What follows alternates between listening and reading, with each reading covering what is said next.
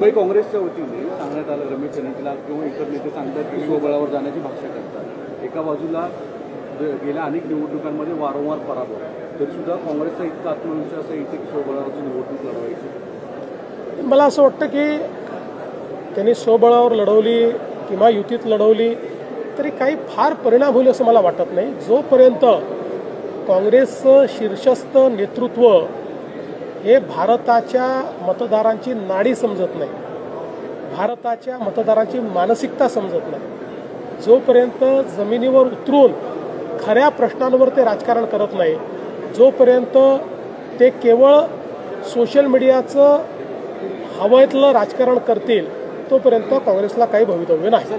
मोरवा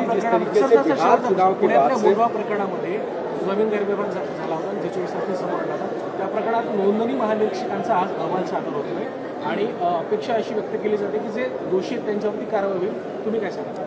अहवाल याच्या आधी बोलणं योग्य नाही आहे, अहवाल आल्यानंतरच याच्यावर बोलणं योग्य ठरेल।